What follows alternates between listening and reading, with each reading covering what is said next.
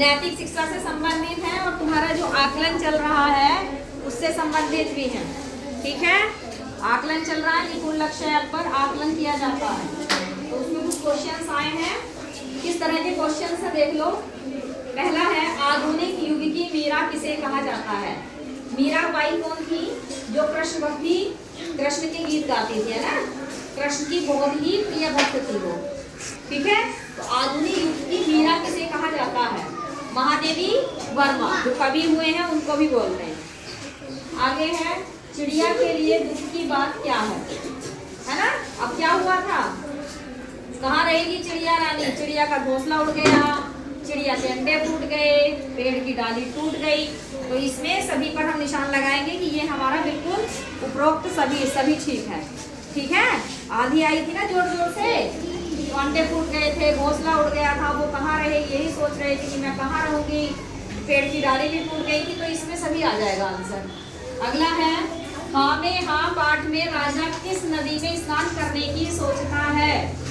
तो हाँ से हाँ में हाँ पाठ है तुम्हारा फुलवारी में। उसमें क्वेश्चन आता है, राजा जब घूमने के लिए जाते हैं तो अपने मंत्री को बुलाते हैं कि चलो कहीं घूमने चलते हैं।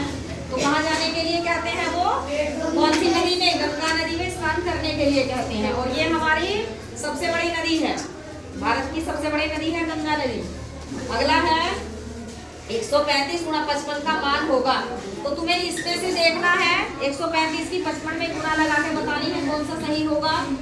दूसरा है, 2232 को 12 से भाग देना है।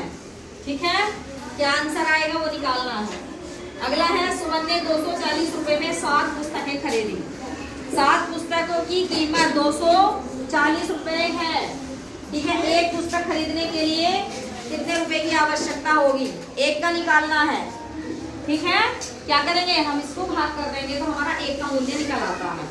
और यदि हमें एक का दिया हो और ज्यादा का निकालना हो तो गुणा कर देते हैं, बताया हुआ है तुम्हें। ठीक है, चलो, भोजन का मुख्य कार्य क्या है? भोजन क्या करता है हमारे शरीर के लिए? शरीर की वृद्धि करता है, शरीर को ऊर्जा प्रदान करता है, रोगों से बचाव करते हैं, उपरोक्त सभी। तो इसमें आंसर आ जाएगा सभी। अगला है, जंतुओं से प्राप्त भोजन। जंतुओं से हमें क्या मिलता है? अनाज तो मिलते नहीं है। जंतुओं से हमें क्या मिलता है? अनाज मिलता है, सब्जियां मिलती हैं। जंतुओं से थोड़े ना मिलता है, क्या मिलता है? मांस मिलता है ना, जंतुओं का मांस खाया जाता है। साबुन और पानी से हाथ धोने का मुख्य कारण क्या है?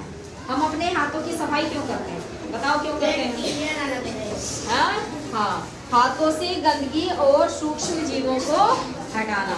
जो दिन भर हमारे हाथ इधर उधर रखे जाते हैं तो गंदगी हमारे हाथों में लग जाती है। तो जब भी हम खाना खाते हैं या कोई भी नाश्ता करना हो, खाना खाना हो, अपने हाथों को हमेशा धुल के ही खाना चाहिए, है ना।